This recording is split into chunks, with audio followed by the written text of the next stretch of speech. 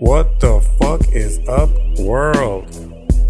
Biali Tlaltic Pak. We back in this bitch. Another podcast for that ass.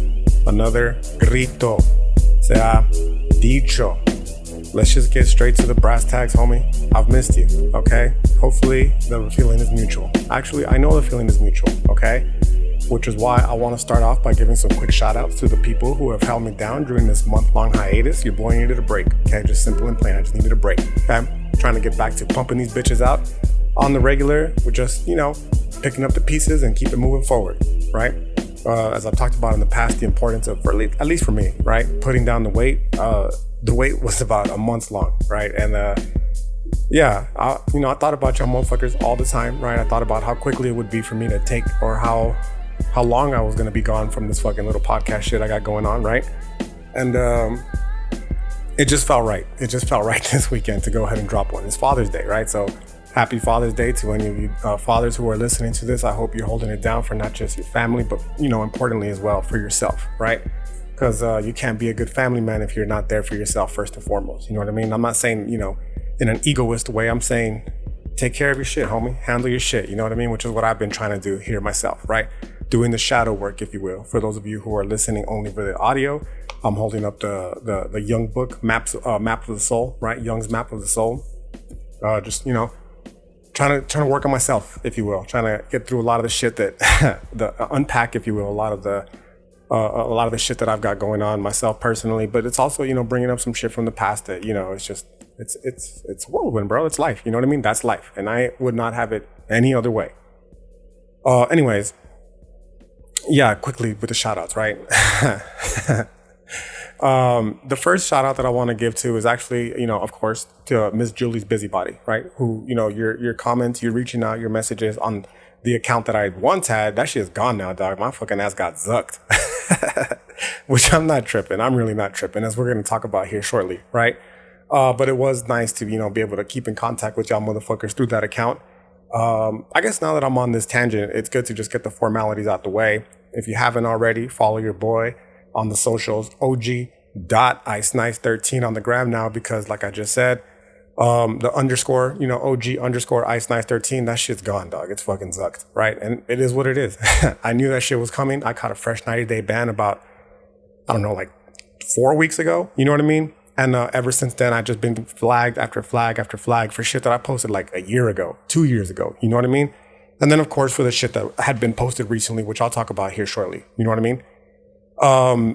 So yeah, while I still had access to that account, it was nice, for the people, and it's not just Miss Julie's Busybody. There's other folks as well, like the homie. He's a homie, but he was actually a former student of mine. So another shout out to Louis Dog, right? Louis Hernandez, former student of mine at EPCC, who I've stayed in contact with since this was like fucking 5 years ago. Dog, this dude was a student of mine like 5 years ago, I believe, something like that, right? Maybe he'll correct me, but yeah, I've stayed in contact. I usually won't stay in contact with students, mostly because of how the semantics of it. Like, I'd have to go out of my way to try to stay in contact with a student. You know what I mean? But of course, social media has allowed that to be, not the case. But I will get friend requests and shit on my Facebook, for instance, from students, and I won't add them. You know what I mean? Because I try to keep my personal life separate from my fucking professional life. You know what I mean? So I very rarely ever will add a former student of mine on my social medias, my personal social media. You know what I mean? If they happen to find me on the public one, which is now the og.icenice13, by all means, follow along. You know what I mean? But, on the personals, that's where I, post my own personal family shit and all that kind of stuff. You know what I mean? So I generally don't accept friend requests from students on my Facebook or, on my own personal Instagram to follow along. But this was not the case for Louis, because one of the reasons is I personally, he's a smart motherfucker. I'll just leave it at that, okay? Louis is a smart motherfucker. He's a very aware motherfucker. And, he displayed this clearly when he was in my philosophy class, having never taken any philosophy before, I believe. You know what I mean? And still being far and way advanced, compared to most introduction to philosophy students. So I had no problem with this one because, I was genuinely curious to see where this guy ends up in life. You know what I mean? And in that time since, he's been right there, dog. Listening, following, keeping up. You know what I mean? Sending the messages of support, which, obviously mean a lot to me during these difficult times. So what's up, Louis? I see you, dog, and I appreciate the fuck out of it. You know what I mean? The next person I want to give a shout out to quickly is a young lady by the name of Marissa. We've never met actually in person, but it's just another one of these people that I'm telling you about that I've met through the gram specifically, or perhaps through the podcast. I'm not exactly sure, right? But she also did send a message showing that she was listening to the podcast, and that shit meant, again, so much more to me. In fact, it was a grand impetus for me to finally get up off my ass, quit being a fucking sad boy, quit being, just all around fucking, I don't know, man, whatever, you know what I mean? And get on the fucking grind again, you know what I'm saying? So I appreciate the fuck out of it, Marissa, Louis, and Miss Julie's busybody, right? And also to any motherfucker who's listening to this that doesn't reach out. Like, even though you're not fucking reaching out, it doesn't mean that I don't appreciate it. I see you, dog. I'll see you. I see you. You know what I mean? I'll leave it at that. And that it should go without saying that I really do appreciate you fucking with this podcast. You know what I mean? Especially after a month-long fucking hiatus. I know how the podcast game works. This shit is fucking basically a death sentence for a fucking podcast, especially one that's, like mine, with a very fucking, it's not the grandest podcast in the world. Ain't nobody like fucking, you know what I'm saying? Like, it's hard. I get it. Like, you have other things that'll keep your attention. And I appreciate the fuck out of every single person that gives me a single second of attention. You know what I mean? In terms of this podcast. And last but not least, dog, the last person I want to give a shout out to was a homie that I went to middle school with by the name of Steven Silva. Okay. It was just found out about 2 weeks ago that this gentleman was taken from us, right? He was killed by an unknown group of assailants in the Dallas area, leaving behind his wife and kids. And yeah, dog, suffice to say, as someone who has lost a brother recently, I can only begin to imagine the horrors that his family must be going through right now. You know what I mean? Having lost a brother myself who left behind children, like, it's fucking unfathomable, bro, the kind of pain that family must be experiencing. You know what I'm saying? So shout out to Silva, dog. I hope everything is good with you wherever it is that you might be. You know what I mean? And I'll pray for you. I'll pray for the peace, dog. I'll pray for the peace, and the well-being of your beloved family during this difficult time, for your brother, your sister, your wife, your children that you left behind, your mom, all that, man. I sincerely hope that they find peace during this difficult time, right? And yeah, I guess with those quick formalities out of the way, it's as good a time as any to just go ahead and get into the fucking podcast for today. There's a lot of things I don't want to talk about. Okay, this isn't going to be a necessarily philosophical one. I didn't want to just jump into the philosophy shit right away, dog. You know what I mean? I have finished, however, the podcast that I had been talking about for a while now about, the follow up to the cultural capital and shit, about how all this conspiracy theory is not really a conspiracy and all that. You know what I mean? And I'm excited to bring that one next week. But I didn't want to just jump right into that one, dog, because, like, I wanted to get I wanted to get back in the groove of things. You know what I mean? So this is going to be a running back episode where I'm just kind of quickly, by the way. I don't even know how long it's going to last, however long it lasts. I'm not even tripping. You know what I mean? But, yeah, it's going to be a running back episode of type where I'm just going to kind of just go back just a little bit of some of the shit that's been, that I've been dealing with in this month-long hiatus. Just some of the shit, you know what I mean? Which, of course, probably like the central underlying theme is going to be the fucking, the zuckening that I endured, you know what I mean? Which sounds fucking hilarious, but we'll see why at the end, right? It sounds hilarious given, the magnitude of fucking things that you compare it to. Like, you have the death of a loved one compared to the zuckening, you know what I mean? It's like, okay, dog, which one's more fucking, prominent, if you will? And it, it sounds fucking hilarious to even suggest that a zuckening could be anywhere near on that level, which I'm not trying to do. I'm just saying, like, that is kind of an underlying theme through all of it. You know what I'm saying? And I guess the next underlying theme is just going to be censorship, dog. Like, censorship, loneliness, like just these deep, I guess, it's always philosophical, dog. You know what I mean? If you look deeply enough. And another theme is going to be just censorship in general, but also loneliness, dog. Like, we hear us talk about both, from, in terms of the former when it comes to political philosophy, on how censorship in general is like a cardinal sin against human rights. And then you hear it in terms of, existentialism when it comes to the latter. And, we read books, we listen to these lectures, and we hear motherfuckers talk about how something like loneliness is a general theme in existential philosophy. But it's not until we really begin to immerse ourselves with these experiences and these emotions that the philosophy actually starts to make sense, right? And that's like, it's probably one of my impetuses as a teacher, as a pedagogue, but also as a philosopher in general, dog. Someone who's just navigating life in a philosophical way. Someone who is low riding through Turtle Island. You know what I'm saying? is the understanding that the shit that we read in books, dog, the shit that we learn, whether it be through a podcast, whether it be through a YouTube video, a lecture, whatever, it doesn't really mean shit if we're not actually grappling with what these fucking topics we're talking about are, right? Like, it's just a rote memorization, which is not really education, dog. That's indoctrination. You know what I mean? So what I'm trying to say is, like, you can read a book, homie, talking about all the fucking grand existential problems. For those of you who are only listening, I'm holding up another book here. It's called From Rationalism to Existentialism by Robert Solomon. I believe I've mentioned it before in the past, right? And one of the parts that I'm working through right now is the part on Sartre, which, you know, his whole thing is about, well, one of his things is about, you know, action, intention, and emotion, which is a central theme in existential philosophy, emotions, you know what I mean? And it's one thing to read that kind of shit and be like, oh, this is what Jean-Paul Sartre thought about emotions, you know what I mean? And it's another thing to actually engage with the fucking emotions themselves and be like, oh, fuck, dude, like, these emotions, for good or bad, they are what makes life, bro. They are what makes life, essentially. You know what I mean? The experience of these emotions. And it's hence one of the reasons why a lot of the existential philosophy is so insistent on us not running from the emotions, because in running from the emotions and not grappling with the emotions and just reading these, you know, fucking topics at a surface level, we're not really learning what the fuck it is that they're talking about. You know what I mean? We're just at best memorizing shit that we could fucking try to wow people with at a cocktail party or something. You know what I mean? Well, according to Jean-Paul Sartre, he says that emotions, like, fuck that shit, dog. That's not what I'm concerned about. You know what I mean? I'm concerned with actually learning the fucking material to try to elevate myself from, you know, just in general, dog, just in general in life, but also from the current circumstances I find myself in. You know what I mean? And in terms of the, I guess, just working like in all sorts of non-chronological order, in terms of the fucking censorship, dog, what really fucks me up about this censorship is I'm convinced, yo, like, maybe I'm being hyperbolic. Maybe you disagree. But as far as I'm concerned, me personally, it fucking 100% feels like just another continuation of the censorship of indigenous voices by fucking European peoples here on Turtle Island.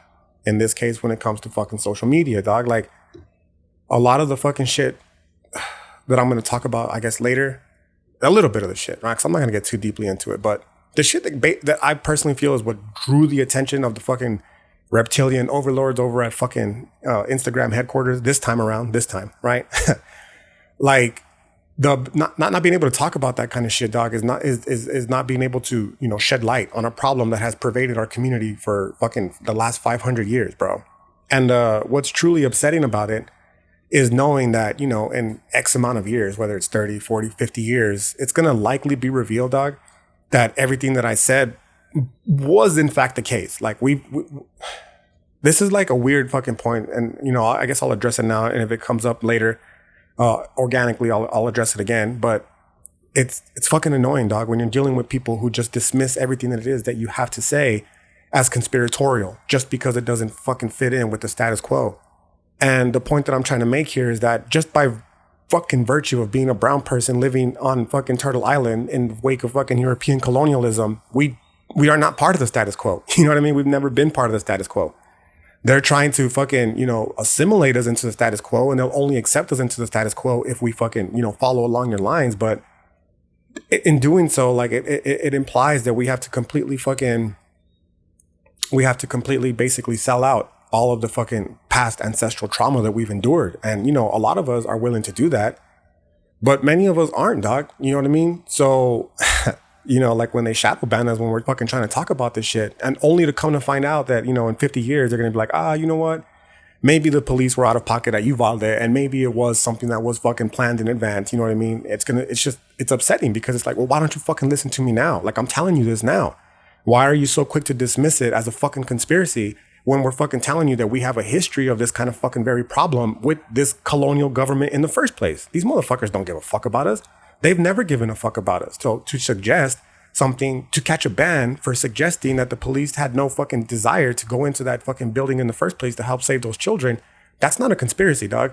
That's just me telling you fucking, that's me relaying to you fucking 500 years of continued struggle, dog. You know what I mean? So the fact that it, you know, that's the fucking shit that got me a fresh zuckening, you know, like, again, you can live in this world, dog, where everything happens by chance and coincidence. You know what I mean? Or you can just, it's nice to live in that world of chance and coincidence because we don't like to think that still to this day, like they don't fucking, they don't fucking love us. But first of all, why do you want their love in the first place? You know what I mean? Second of all, like how much fucking more abuse do you have to fucking take before you realize these motherfuckers don't love you, dog? You know what I'm saying?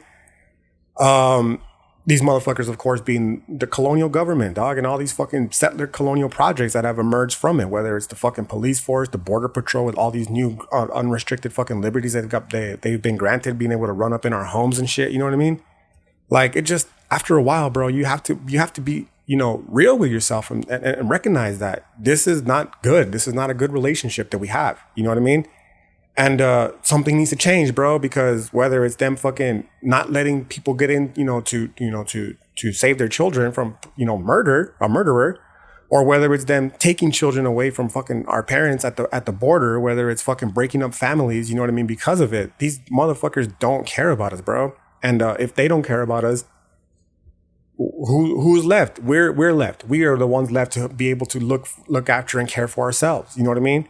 And of course, the only way that this is going to be, spread, of course, is by talking about it, which is what makes social media so fucking prominent, is the ability to connect with motherfuckers in a way that has never been done before and be able to potentially start spreading this message and say, dude, like, whether it was the San Ysidro tragedy, the San Ysidro mass shooting in fucking San Diego in the 1980s, whether it's the El Paso fucking Walmart shooting that just occurred about 3 years ago, whether it's the Uvalde tragedy, that shit is but a microcosm, dog. It's a microcosm of fucking mass death that has been fucking cast upon our community by white settler colonialists, dogs, for the last 500 years. You know what I mean?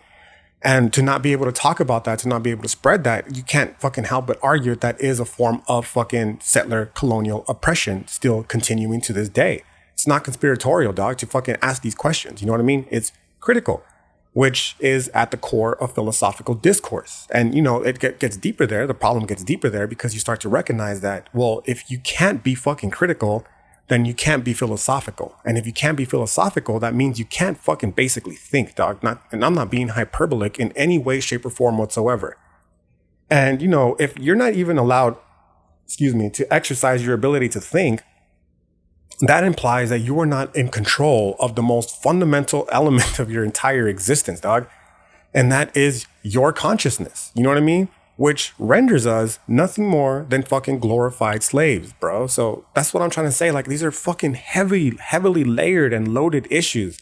And to not be able to fucking discuss them because social media, the fucking reptiles over at Instagram headquarters decided that doesn't fit their status quo.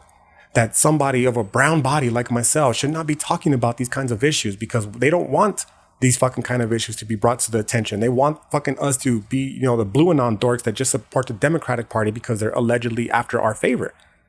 No, dude, like that's not how this shit fucking works. You know what I'm saying? Anyways, man. To move along, I guess, to tie in the two themes that I've been discussing so far. Censorship, dog, and just the ensuing loneliness. A lot of that also implies not just censorship with external to us, like a government or a fucking social media company. But by the way, before I finish this fucking tangent, before I go off on this next tangent, let me finish the last one. And the idea here is that just because social media has been taken away from us, despite all that shit that I just talked from me, right? Doesn't mean that I still can't spread that message, which is part of the impetus of why I wanted to make this podcast in the first place. Like, my YouTube channel's still up and running. You can still find my shit on fucking Apple. You know what I mean? And if, I'm not going to make an excuse because if I really feel this powerfully about the fucking message that I'm trying to spread, then fucking do it the way motherfuckers did before social media, dog. I don't need social media. I'll get your fucking email address. And if they take my fucking emails away too, I'll get your fucking home address and I'll send that shit out by a fucking mail, dog. You know what I mean? And if it gets really bad, I'll start fucking sending smoke signals at some point. You know what I mean? Because if you got to speak truth to power, dog, it doesn't matter how the fuck, it doesn't matter. People find a way. We find a way. We survive no matter what. You know what I'm saying? So I'm not trying to make this sound like some fucking, oh, pity me, my social media got, fuck that. I don't give a fuck. I'll find a way. You know what I'm saying? We survive up in this motherfucker. And so yeah, with that said, the reason why I want to bring it up is because censorship doesn't exist just from the outside, dog. It also exists from the inside. We censor ourselves in a lot of ways. You know what I mean? The realization, me personally, that I have myself been censoring myself in many ways. Not in terms of like the shit that I say, like, I don't give a fuck, I'll say whatever. You know what I mean? In terms of when it comes to like political topics, in terms of when it comes to my beliefs and opinions on shit. Like, I'll fucking say what I fucking say. You know what I mean? That's not what I'm talking about. I'm talking about the things that I personally allow myself to fucking have to confront when it comes to especially my own personal shortcomings. You know what I mean? That's when I start to censor myself. That's when I start to let the ego take control, bro, and start to realize that, oh, fuck, bro, a lot of my actions are not fucking coming from a genuine perspective, another existential theme. They're not coming from an authentic expression of self, another existential theme. You know what I mean? They are instead coming from a cultural influence that is fucking being used to keep me on guard from having to confront a lot of the issues that are keeping me from being a good, happy person. Mostly because having to deal with those issues is fucking very difficult for me personally, right? And I'm not even talking about just the death of my brother no more, dog. I'm talking about issues that have existed fucking long before this. You know what I mean? Like my own personal shortcomings as an individual person. Particularly when it comes to interpersonal relationships, like with my girlfriend. You know what I mean? And I started realizing this a couple days ago when I was just like cleaning my house and listening to some hip hop music, you know, the typical shit, West Coast shit, dog. You know how we do. You know what I mean? And I love hip hop music, dog. And I love fucking 90s gangster rap. Like that's what I was fucking raised with, dog. You know what I'm saying? It's fucking, look, I got Biggie and Pac on the background since day one. Yo, I got fucking Dr. Dre right there. I got fucking, you know, Outkast right there. Even though they're not gangster rap, they're still 90s. You know what I mean? I got fucking Nas right there, bro. Like, this is a fun foundational part of my personality. You know what I mean? And the reason why I mention this is because for so long, like I've always been like, I'm still pro hip hop, just so we're clear, I should say. Like, I'll fucking never stop defending rap music or hip hop. You know what I mean? But recently, like I'm talking in the last 2 or 3 days, dog, I've been able to admit, you know what I mean, that at 35 years old, bro, I can legitimately admit that maybe, and even saying maybe is me trying to still keep up my guard that I'm talking about. That's me censoring myself from having to fucking deal with this shit. You know what I mean? So I'll just be real with it, dog. Like, I'm legit fucking convinced that rap music in general has warped my mind, bro. Now, to be clear, there is a distinction for me, at least, and perhaps for you as well, between rap music and hip hop. The easiest way that I can make this distinction is by simply saying that, get a happy Father's Day text, right?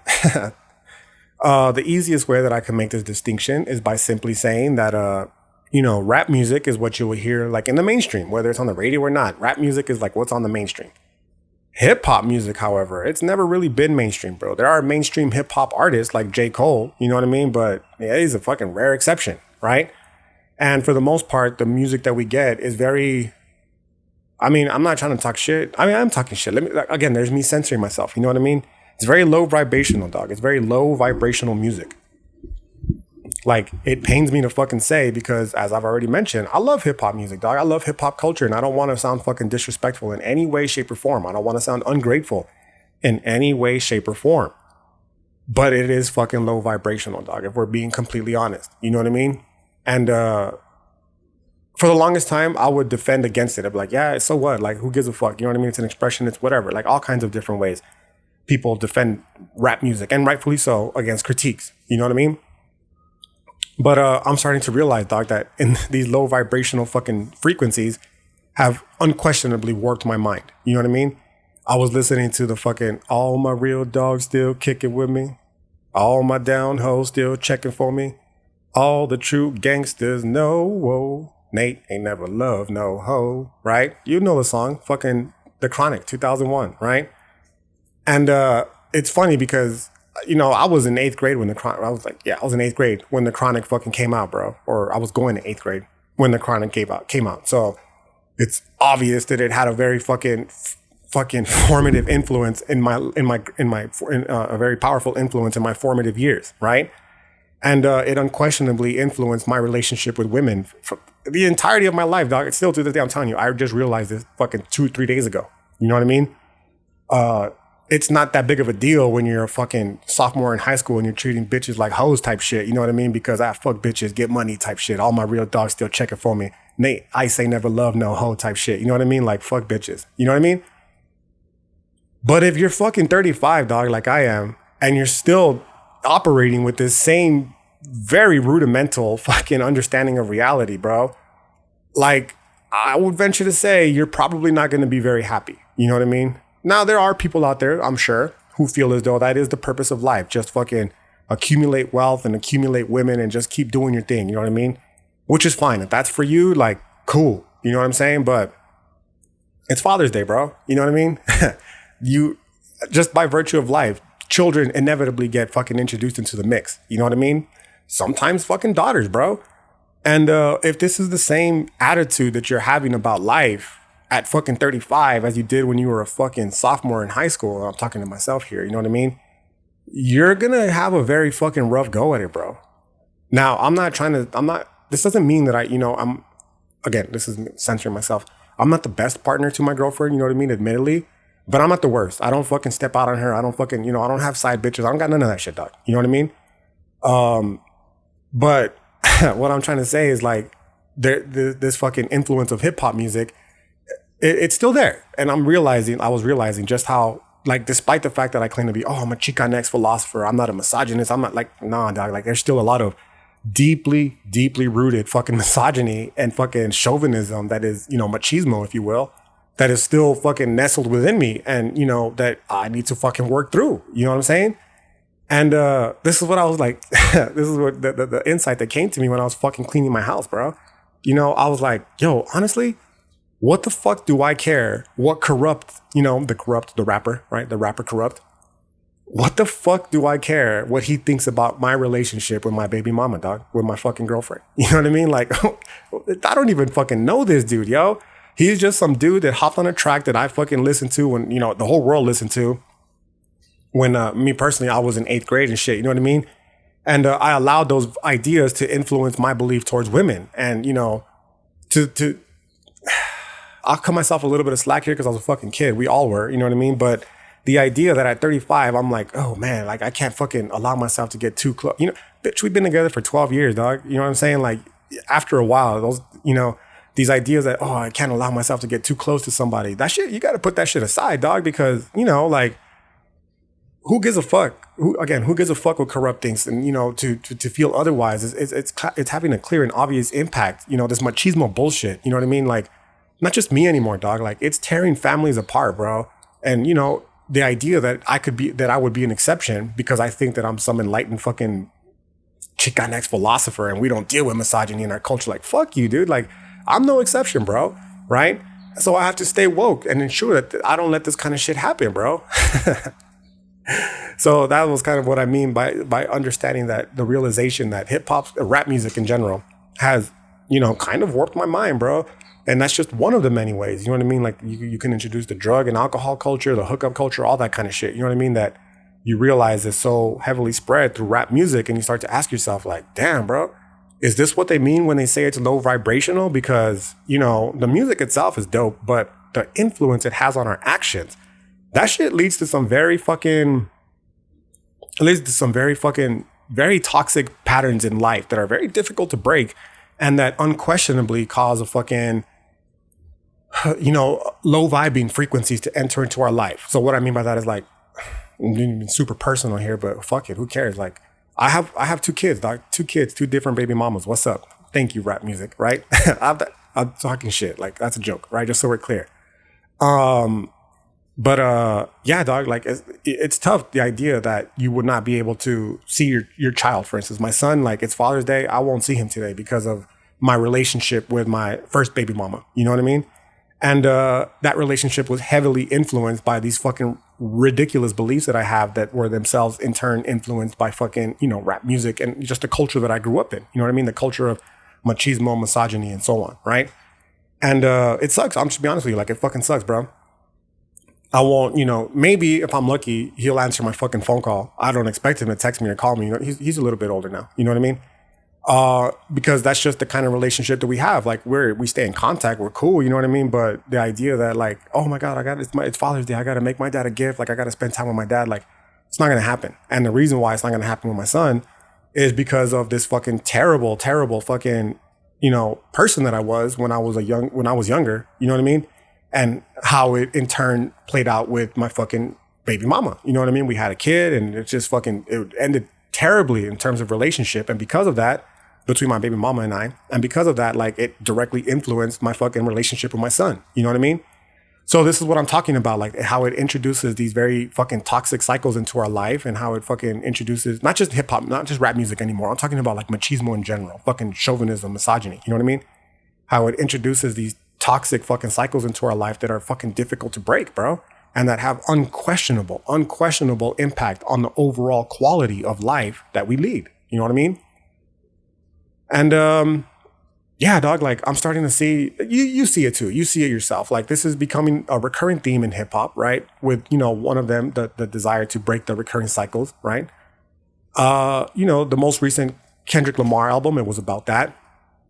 It's basically everything J. Cole has been trying to tell us about for the past 10 years now. You know what I mean? So again, it's not just fucking all one-sided trying to bash rap music, because there's hip hop music there, right? That is trying to elevate and trying to overcome a lot of those fucking negative cycles as well. You know what I mean?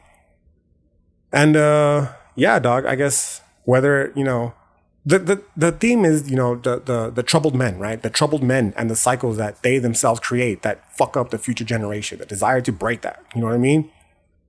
And I started thinking again about how that relates to me. I just gave you the story about, you know, my fucking first baby mama and my relationship with my son. And I'm telling you straight up, like, yeah, dog, it has affected me. You know what I mean? Like, of course it fucks me. You know what I mean? I'd be a fucking asshole if the idea that I'm not going to be able to see my son today didn't fuck with me. You know what I'm saying?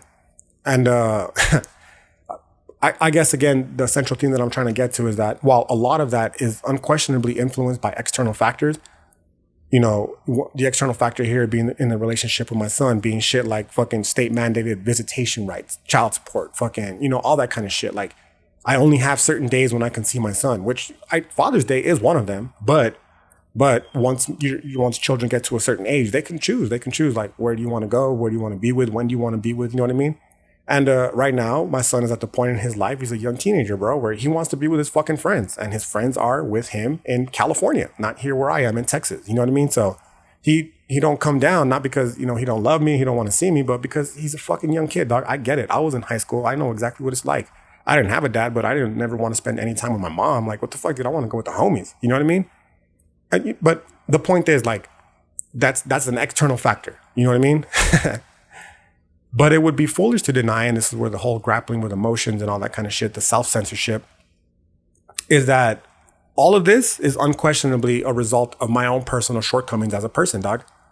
And, you know, these have been very painful for me to address. Like, that's the whole point that I was talking about earlier with, you know, you put these walls up because, you know, which hip hop music or rap music rather galvanizes because, it, you know, they're very difficult to address, bro.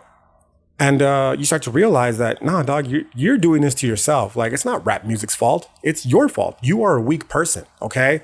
And instead of trying to blame just all these external forces, you have to realize that it's not even about like a troubled man out there fucking reproducing these cycles because of the fucking environment that they were born into. And that's just, you know, the way the cookie crumbles, colonialism's fucked up our community. Like, okay, yeah, that's one way to read it, dog. But another way to read it is that people like myself are fucking up our community because we allow these fucking forces to take the best of us, not because we're fucking powerless to stop them, but because we're too fucking weak to address the reasons why we allow them to affect us in the first place. Which in this case, again, for me personally, is addressing the own personal shortcomings that fucking lead to this behavior in the first place. You know what I mean? Talking about my first baby mamas, for instance, like the fucking shortcoming was I was a young kid, first and foremost, that was obsessed. I was a fucking pussy hound. Let's just be real about it. You know what I mean? And the idea that it fucking like having to just be with one person for the rest of my life at, you know, 19 years old was fucking terrifying. So I didn't really care. I didn't really care like how my relationship unfolded with her because like, fuck that bitch. I'll get another one. Like, well, that doesn't matter. Like, fuck it. I get bitches every day. Like, I don't give a fuck. You know what I mean? Typical fucking toxic boy shit. You know what I'm saying? Shout out Hoodville. But that was a shortcoming on my behalf. The shortcoming here being the rejection of love, the fucking insecurity that comes with fucking, you know, just being in a faithful monogamous relationship. You know what I mean? The desire even for attention.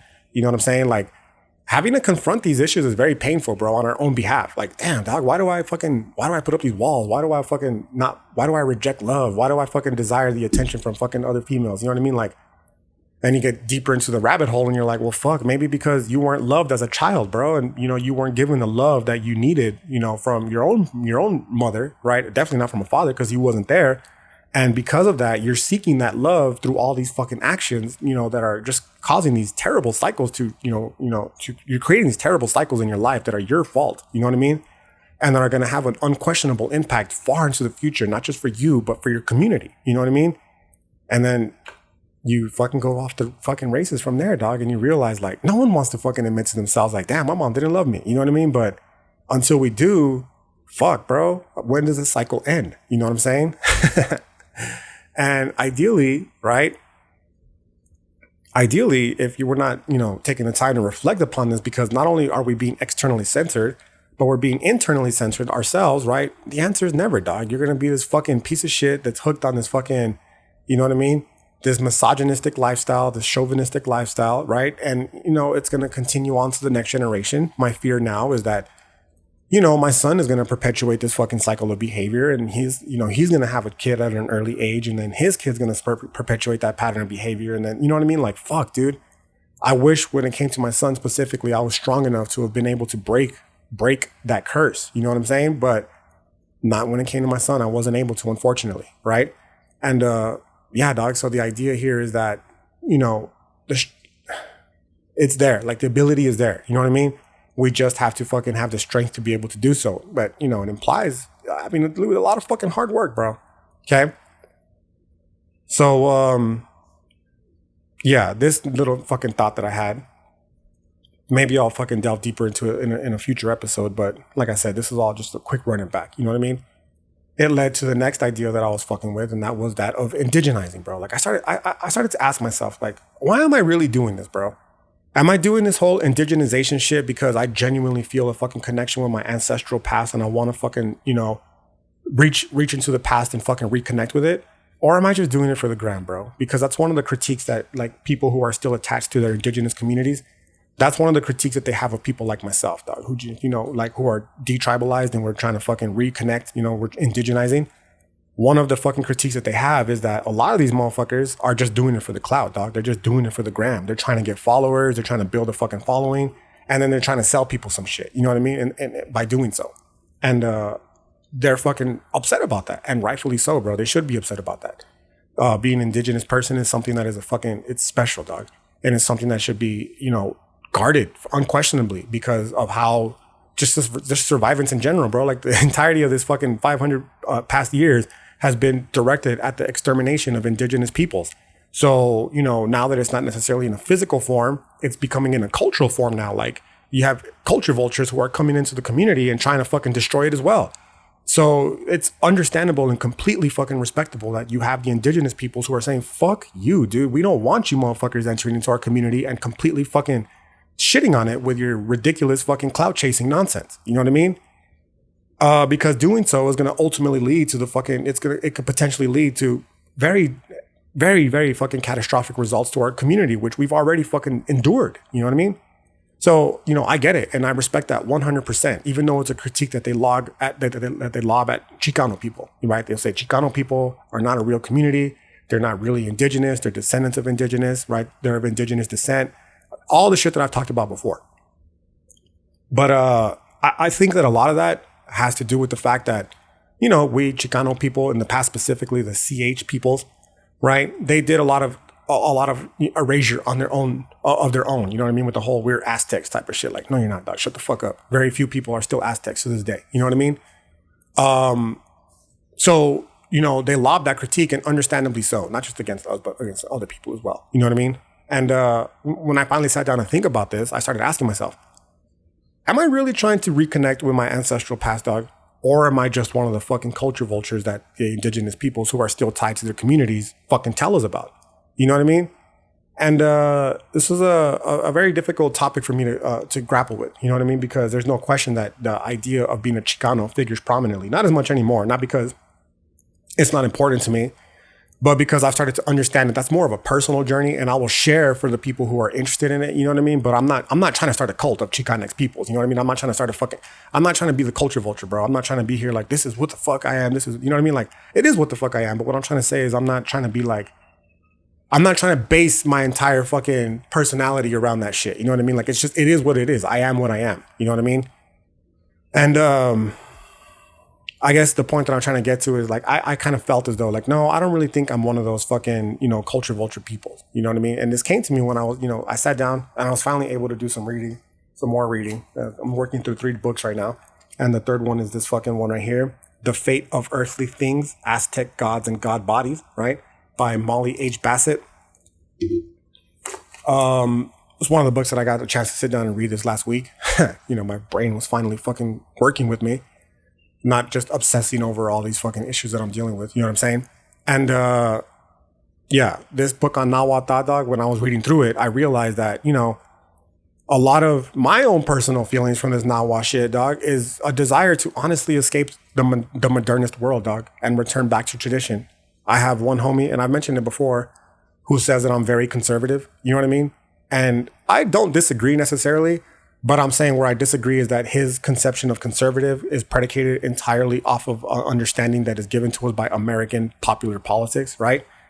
And that's where I disagree with him. I'm like, dude, I'm not a fucking conservative like, these people, like in terms of like Democrat, Republican type shit. You know what I mean? Like, I'm not like that, dog. I am conservative, if anything, in the sense of a desire to return back to a fucking non-modernist world. I've talked about this before, dog, on this podcast. You know what I mean? This modernist world, I don't like it. I fucking definitely don't like where it's going. This whole technocratic bullshit, like, it's fucking terrifying, bro. It's haunting to me. You know what I mean? And I don't want that, bro. I don't vibe with these modernist culture values, like Christianity. I don't vibe with any of that kind of shit, dog. So a lot of my fucking desire to indigenize is rooted in a fucking desire to reconnect with a world that existed prior to all of this. You know what I mean? And just saying like, dude, I do believe that a return to the past can help alter seemingly at least, an inescapable future, right? This modernist world that we're going through a technocracy, okay? But more importantly, dog, it's rooted in unhappiness, ultimately. It's rooted in an unhappiness with who I am told that I am by culture. Who am I told that I am? I'm told I'm a white fucking American. Like, okay, guy, I am a white American on paper, but when I am around actual European Americans, it is very clear that I am not a white fucking American. You know what I'm saying? I am told that I am a fucking Mexican American and not an indigenous person. But then you fucking get into the cultures and the values of Mexican Americans and you realize like, no, I don't vibe with this shit either. You know what I mean?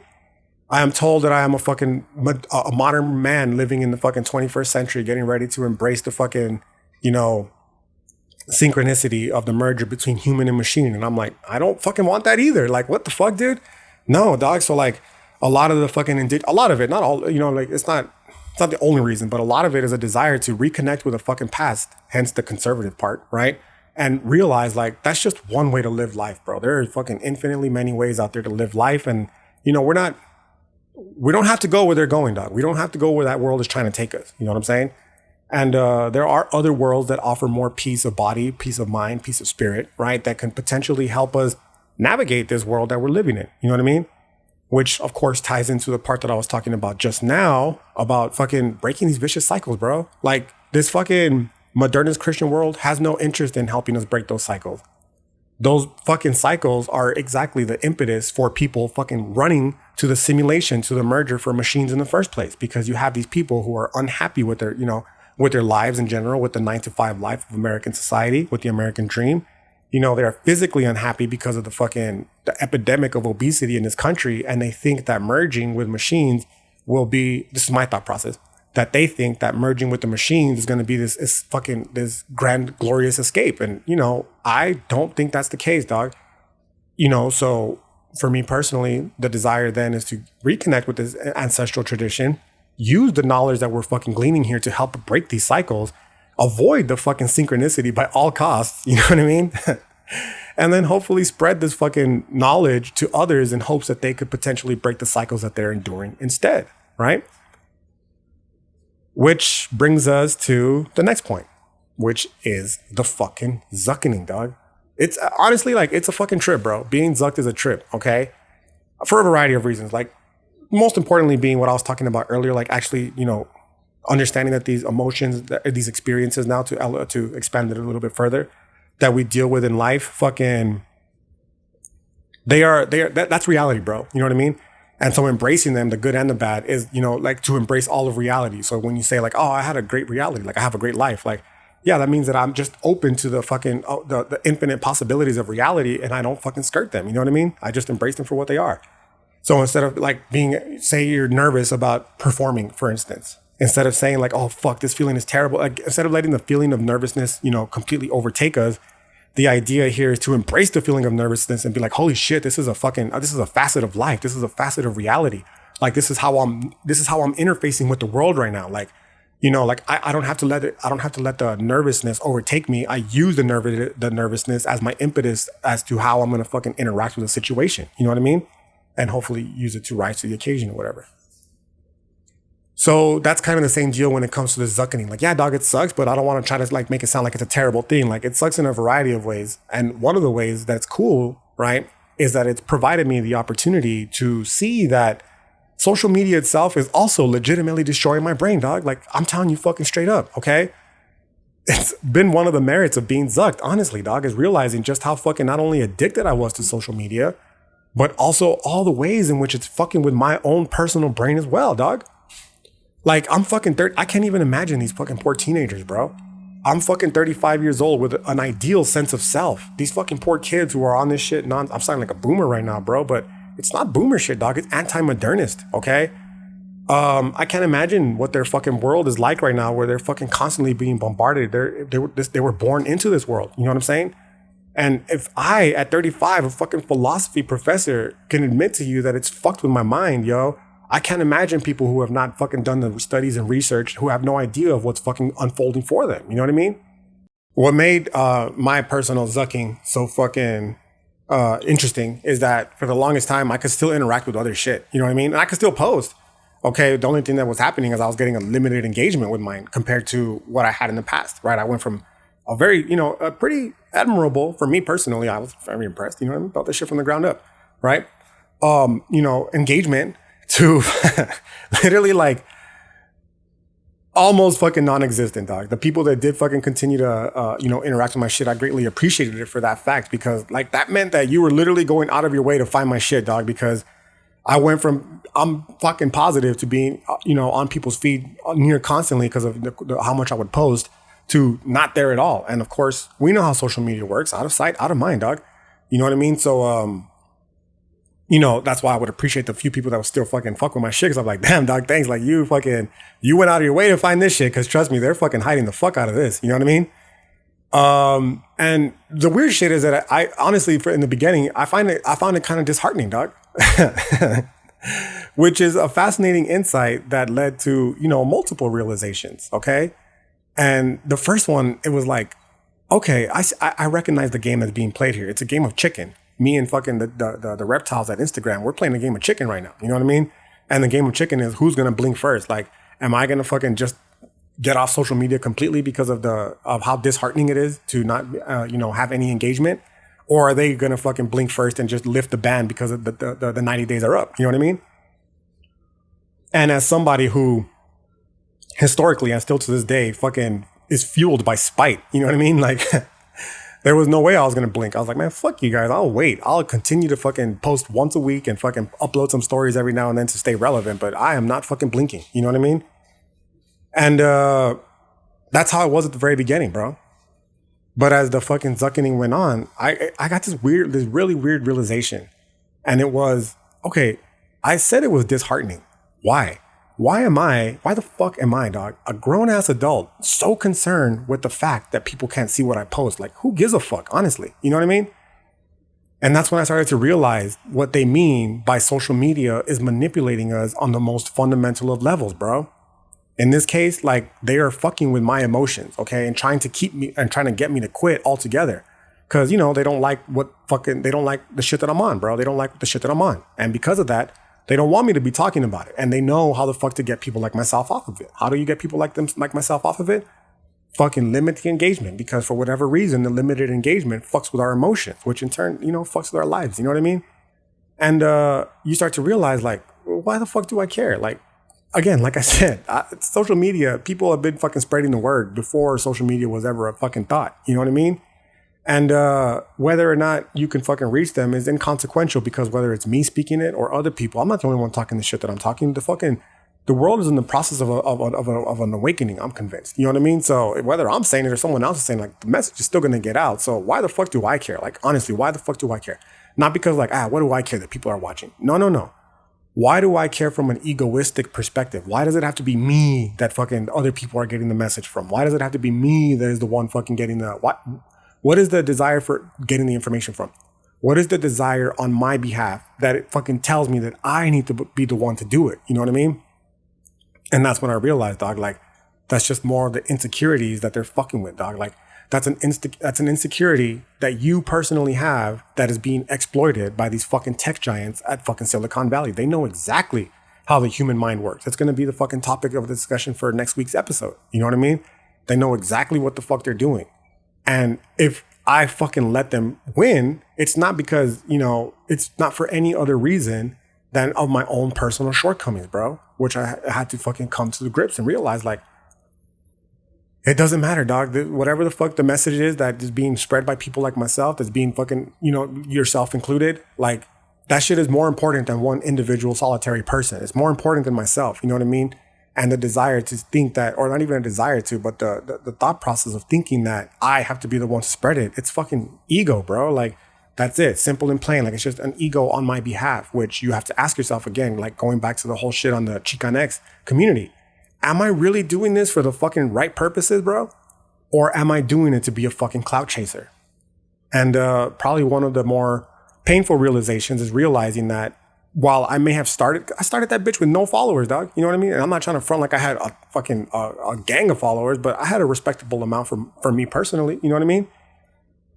And the reason why I put that is because when I first started it, dog, like, no one was listening. No one was seeing my posts. No one was listening to this podcast. Like, it was just fucking me ranting out into outer space. You know what I mean? And I still did it regardless. You know what I mean? Like, with no fucking worries whatsoever, right?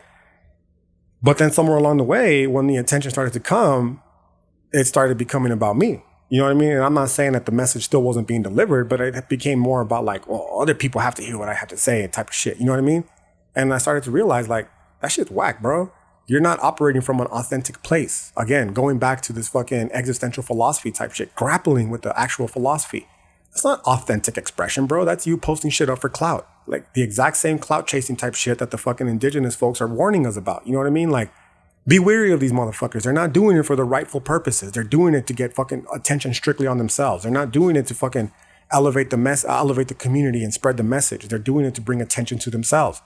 And I realized through this whole fucking process of being zucked so far that that's kind of what was starting to happen to me as well. You know what I mean? So, one of the many more painful insights, I guess, that I've had to, that I've gone through recently. And yeah, I guess in my continued fucking pouring, if you will, of fucking outpouring of radical honesty, I will be completely honest with you, bro. Like, in the complete honesty, I would be lying if I said a part of me still didn't miss it. Like, I do miss my old account. You know what I mean? Despite everything that I just said, like, a small part of me does still miss it. You know what I mean? And I guess, this whole podcast so far, it's been an exercise in looking on the bright side of life, if you will, right? Shout out Revolution. Look at the bright side of life. Okay. But again, I'm not going to front, dog. It does suck not being able to interact with the folks that I've developed over the last 3 years on that account in the ways that I'm usually used to, or the ways that I'm usually able to. You know what I mean?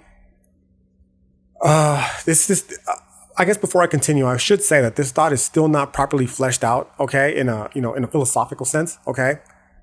And I'm not trying to give the impression, like, I want to be very clear with the justification. I don't know, man. I don't want to just rant and rave about my own personal problems. Like, I still feel the need to justify this philosophically, right? For better or for worse, okay? And inevitably, I will delve deeper into the fucking philosophical elements that influence the ideas on loneliness, for instance, from an existential perspective. But yeah, dog, I guess for my purposes, as I've mentioned before, okay, part of the impetus to start all of this in the first place on my behalf was the loneliness that I personally experienced. And the desire to, send out a beacon out there to help find others who were in the same type of shit that I was in order to combat loneliness, to combat that loneliness. And not even yours, dog, but mine too. You know what I mean? Like this was a huge impetus for this in the first place, okay? And like I said, I've been more than happy with the ensuing results of that aim. But again, I'm not gonna front, dog. Being shadow banned has really fucked with that, okay? And again, it's funny because, you know, it's gone, dog. Like that shit's gone. That account is gone, okay? You know, so ideally, what that means is that the people that I have managed to fucking, you know, reach that beacon with, they're fucking gone too. But it's not true, dog. Like I said, like if you're listening to this podcast, fucking shout out to you, bro, because it means that you're actively searching for it. If you followed along still, despite my fucking shadow ban, shout out to you, dog, because it meant that you're still you were actively looking for it. You know what I mean? But again, dog, there was a time when, you know, after my shit got deleted, when I said, why do I even fucking bother with this, bro? Like, what's the whole point? Who gives a fuck? I'm not gonna fucking change the world. I'm not gonna, you know, all that kind of negative doomer type shit. You know what I mean? Like, what's the point? Nihilistic, fatalistic, just bullshit, dog. Okay. And then that's when I realized again, that's exactly what the fuck those fucking, you know, elusive that's what the fuck they want, dog. And that's how the fuck social media is helping them do that. Like they're fucking with my emotions, bro. They want me to fucking get off this shit. They want us to stop spreading this message. They want us to not fucking be talking about this shit and building community. Like they don't fucking want that, dog. They want fucking status quo. They want division. And they don't want fucking critical thinkers, bro. They don't want healed people. They want people ready to fucking take whatever answer it is that the popular culture and, you know, government says is going to be the cure to our unhappiness. That's what the fuck they want, dog. You know what I mean? So if I stop fucking posting, if I stop podcasting, I'm not fucking helping anything but the fucking reptiles over at Illuminati headquarters. You know what I mean? So nah, dog, like you have to keep fighting no matter how difficult and how fucking problematic it may be. You know what I mean? Another part that I realized through this fucking zuckening was that, honestly, dog, this technology is all for naught if we are fundamentally precluded from relating to individuals on the most fundamental of levels, dog. And what I mean by that is like, this is something that I've experienced personally as well as my, you know, teaching career, is that we have people like myself and other students, okay, who just feel alone, dog, like alone, period, okay? And it's weird because you can be surrounded, you know, by family and loved ones. You can be in a class of similarly oriented students in a city filled with millions of people, in a world filled with billions of people, dog. And it still does not fucking matter, dog. If you are unable to, you know, relate and connect with someone intellectually, you are fucking lonely, dog. And you know, this extends far beyond physical companionship, bro. It's like fucking longing for the you know, the feeling of, dude, what the fuck is going on? Or am I alone in this? Realizing what, you know, like how all the ways that we're being fucked over is, and understanding that, no, dog, no, okay? You're not alone. And, you know, that's kind of a little bit of the, like I said, it's not entirely fleshed out from a philosophical perspective, but it's, you know, I'm trying to work on it still, dog, to be, you know, to realize that, you know, why is it that loneliness drives us to seek the company inherent in, you know, in a culture, in other people, etc., right? And more importantly, why are we so willing to fucking compromise our own personal, you know, the things that we value in life just in order to have these fucking, these connections, okay? Like, what I mean is, why should I be willing to sacrifice these deep-seated conversations that I want to have, right? Just, you know, just so I can have a moment to fucking connect with somebody and make these feelings of loneliness go away. Like, why do I have to fucking disregard this massive trip of fucking life, you know, just in order to be able to talk about, you know, just so I could be able to have beers with the bros and watch the fucking Raiders play type shit. You know what I mean? Like, nah, dog, like, that's fun, but there's more to it than that. You know what I mean? And that brings us back to the point that I was trying to make about intellectual freedom, you know, the freedom of our consciousness. Like, they're literally isolating us, dog, not just in terms of like our physical bodies, you know, like the 6 feet social distancing, the fucking staying indoors type shit. Not just even in our ideas anymore, like you're a Republican, I'm a Democrat, but they're isolating us like to our, in the most fundamental sense, bro, our fucking thoughts, our consciousness, how we interface with reality. You know what I mean? Like for me personally, one of the things that I do miss is talking about fucking the stock market, bro, with people on social media, you know, talking about cryptos and shit. Like I don't have a lot of fucking friends. I don't have any friends that fucking are concerned about this type of shit. I try to put them onto it. Like, yo, we got to fucking watch what's happening with our money. Like, you know what I mean? Like, we got to invest this shit. We got to do this and that. And by and large, the majority of them are like, whatever, I'll just make more money. You know what I mean? Which is fine. It's a great attitude to have. But I'm trying to be like, yeah, make all the money, dog. But we got to start learning how to invest this shit. We got to start learning how to, you know what I mean? I want to talk about the finances. You know what I mean? But most of my homies are like, whatever. You know what I mean? Which is cool, like to each their own, right? But I did have that opportunity on social media. And that's one of the things that I do miss, dog. Because if you have been paying attention, the stock market is clearly collapsing, right? But we're not moping around here, bro. We're not fucking moping around here, right? When the streets are red, we feast, homie. And that was the central theme, by the way, of an article that I was reading yesterday, actually, talking about how the end of the current bear market is scheduled. They're predicting that it's going to end October 19th, right? So the idea is to get it while the getting's good, right? Everything's fucking on sale right now, right? Whether it's crypto or fucking stocks in general. So, you know, I know me personally, I've learned my lesson about the collapse of the stock market. And the basic idea of how it's easier to imagine the end of the world than it is to imagine the end of capitalism. So that's kind of where I'm at on that respect, right?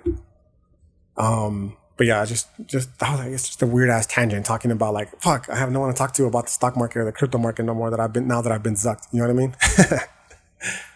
Anyways, dog, I'm sorry. Let's fucking recenter this conversation. The recentering is gonna be the bow that ties it all up, right? And that's gonna be the Uvalde tragedy, dog.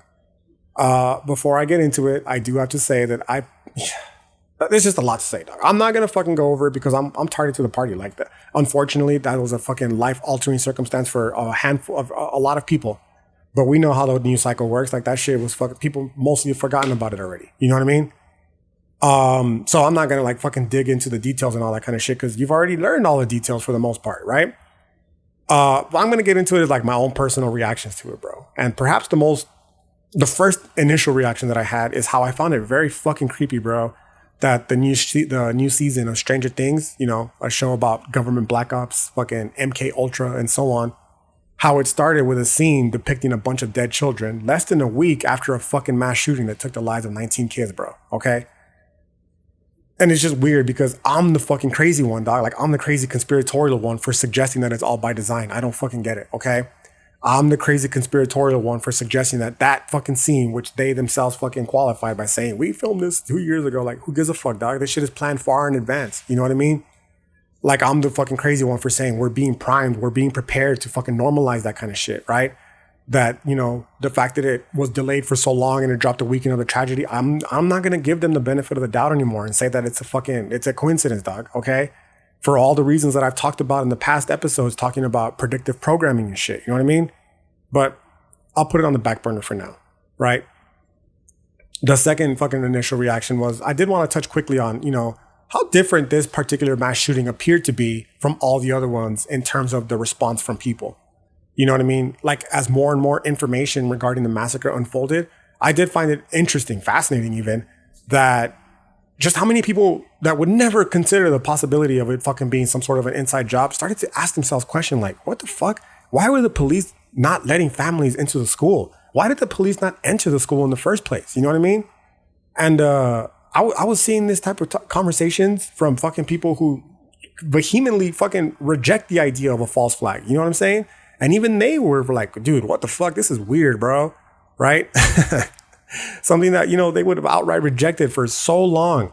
But you know, you're starting to see it more with with this particular mass shooting than ever before, dog, where even the most non-conspiratorial of people are asking, you know, why the police didn't enter? Why they set up a barricade? Why they didn't let anyone enter? You know what I mean? And there's a variety of reasons why, dog. And, you know, it's easy to blame, you know, like the cops and be like, oh, the cops are fucking pussies for not entering. They were cowards for not entering. You know what I mean? I think a lot of the reason is also because people are starting to ask themselves, is it possible that they were just not entering because they were acting on orders as well, bro? Like, you're seeing it from people who are taking it from a different angle, right? One angle that I did see that I found was fascinating was, you know, they didn't enter not because they were on orders per se, but or explicitly, but also because the idea that this whole country, this whole Western world is predicated on a profound hatred of children. Now, that's a whole ass conversation for another time, right? But the basic idea here is just look around and see all the way that children are mistreated generally. And, you know, obviously those children become adults and we just normalize that kind of abuse and we accept it as, oh, that's life. You know what I mean? To where's the fucking critique here, the central critique is like, no, that's not life. Like, that's how we're being fucking brainwashed since children, fucking a complete disregard for our needs, a complete fucking neglect of children as actual fucking people, you know what I mean? Who are just nothing more than property, like the typical European way of viewing the world, that are to do as told type shit, you know what I mean? And then that in turn influences us as we grow up, where we normalize the behavior from the government, for instance, that treats us as children, bro, you know, without any fucking regard for us at all whatsoever. So when I'm saying like the different ways in which this fucking idea of how this shooting has been, people have been responding to it, like, you know, you're starting to see people stop not seeing it as an outright just isolated incident anymore, in the sense that like, oh, this was just another senseless tragedy that could have been prevented. You know what I mean? Like, no, people are starting to ask themselves question like, is there more going on to these fucking mass shootings? You know what I mean? Or, you know, like, is it really not conspiratorial at all to consider that this fucking shit is happening for fucking a variety of reasons? Whether it's because, you know, it's a fucking a push by, you know, the political parties to advance an agenda, or whether it's from some deep-seated hatred of children that this Western world endures, and so on and so forth, right? Whatever the case, dog. Whatever the case. This right here, all these fucking questions, dog. This is what brought the attention of the fucking of the thought police over at Reptilian headquarters on my ass, right? On my last account, dog. Right? And specifically, it was the idea that was suggesting that it was actually, I suggested it was a false flag. Like, I just suggested it, right?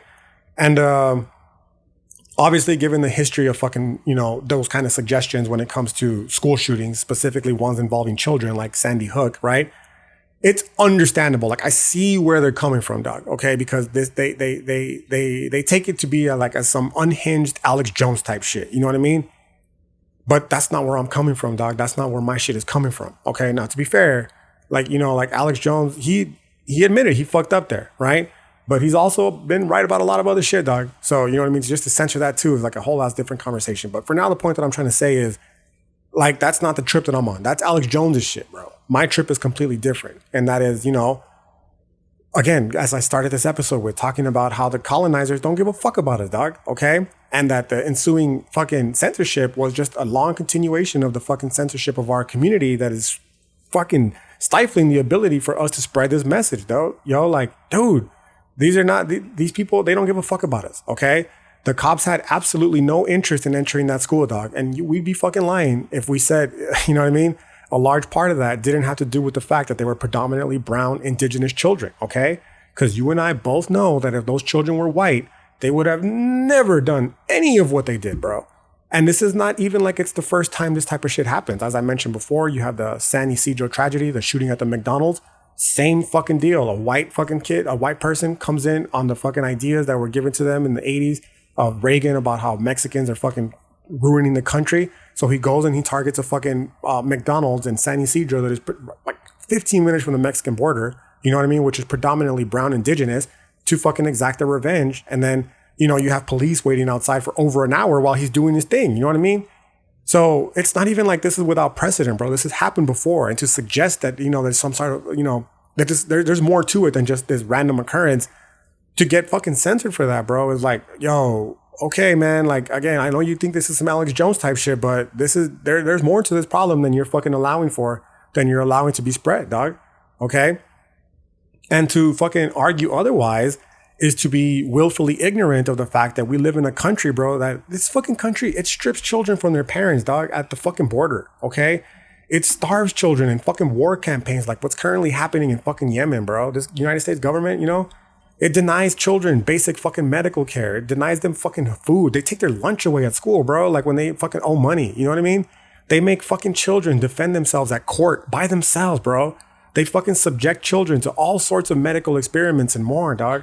So to fucking still be aware of all of this and say that what I was talking about was unhinged conspiratorial, like, fuck you, dude. That's censorship, and it's fucking a continuation of this colonial project that is stifling the voice of indigenous peoples and saying, this government don't give a fuck about us. And it's on us to fucking get together and fucking, you know, care for ourselves, bro, essentially. You know what I mean?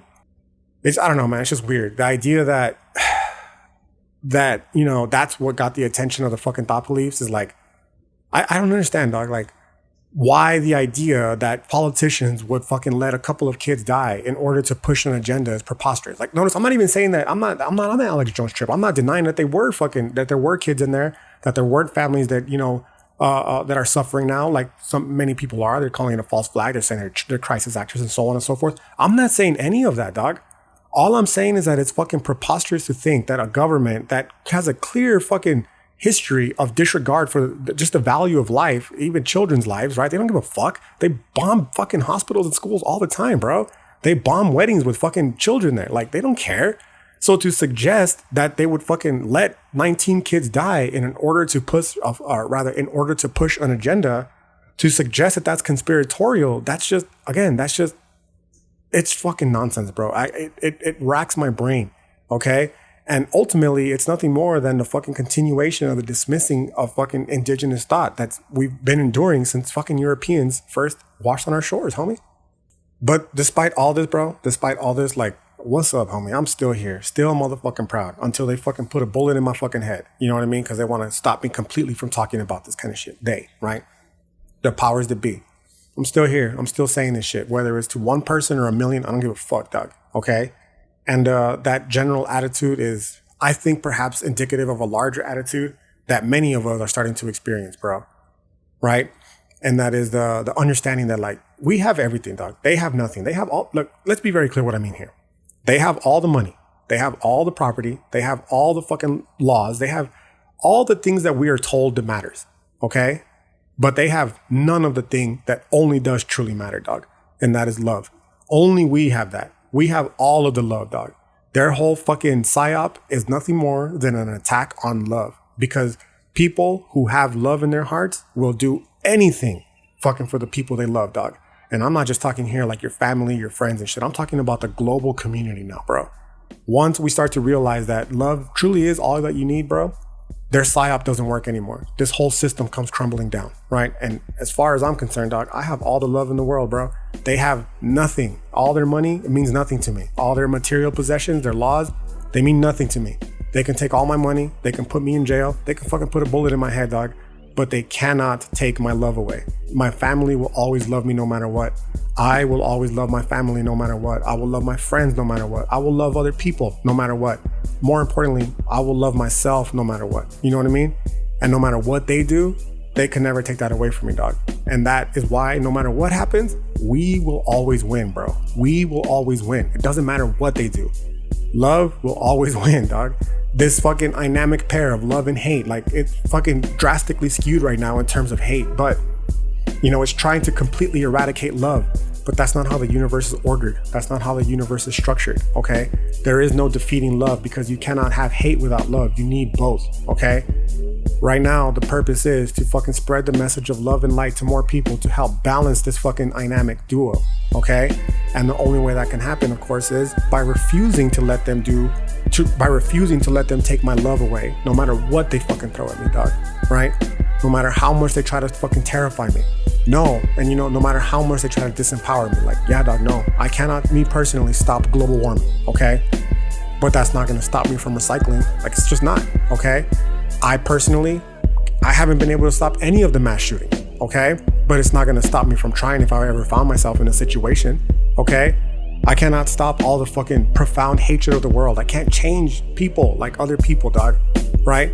But that's not gonna stop me from fucking trying. It's not gonna stop me from trying to be a good, loving person, which is only possible if I personally reflect on all the ways that are keeping me from doing so. And yeah, I guess this is about as good a time as any to wrap this bitch up. It's been about a month's time, bro. I can't believe it. It feels like it was just yesterday, right? For those of you who are still listening along, just know that I truly do appreciate the fuck out of it. I got nothing but love for you, homie, and that's real, okay? So yeah, until next time, I hope you all have a great rest of your day, and I'll see you then. Peace.